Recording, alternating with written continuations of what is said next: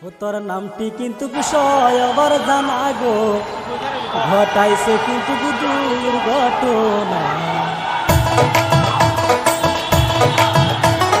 2024 সালে ঘটলো এক ঘটনা, কারে গাজাল নামছে বুঝি সোনার বাংলায়। ছাত্র পুলিশ মারামারি লাগাইয়া দিয়া শেখ হাসিনা গদির উপরে আছে গো বসিয়া, ঘটাইছে কিন্তু দুর্ঘটনা।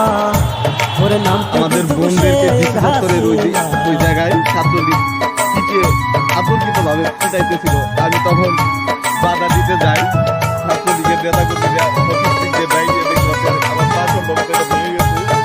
ফুটপাত থেকে যখন সবাই দৌড় মারছিল, বাংলাদেশের মুক্তিযোদ্ধা ছিল গো যারা, তাদের ছেলে মেয়ে করব চাকরি জানাই শেখ হাসিনা। ধরে আমার নিচে ফেলায় লাঠিতে প্রথম মারছে, হাতের এই সাইডে, মাজা এই সাইডে একজন ঘুষি মারছে।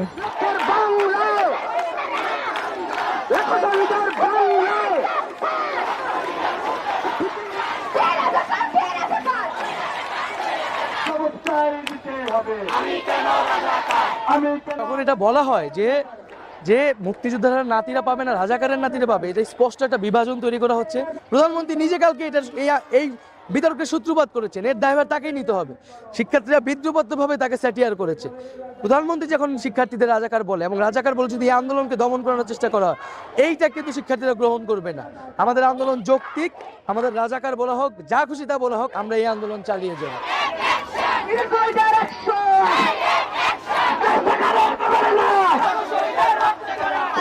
রাজাকার আখ্যা দেওয়াটা একদমই অনুচিত হয়েছে। এরকম একটি গুরুত্বপূর্ণ পদে বসে উনি এই ধরনের কথা বলতে পারেন না, তাই আমরা চাই উনি অবিলম্বে এই বক্তব্য প্রত্যাহার করবেন।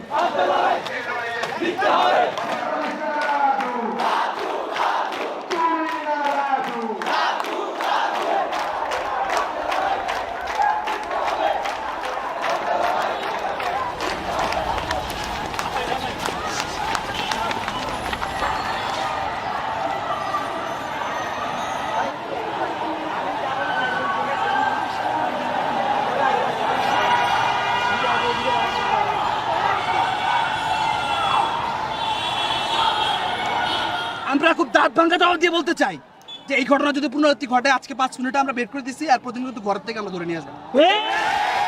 আমরা এটা সাবধান। ছাত্রলীগের নেতাকর্মী ধৈর্যের পরিচয় দিয়েছে।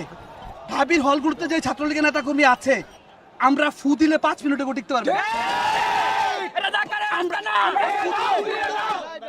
আমরা ফু দিলে 5 মিনিটে ক্যাম্পাসে দাঁড়ানোর কারো সামর্থ্য নাই।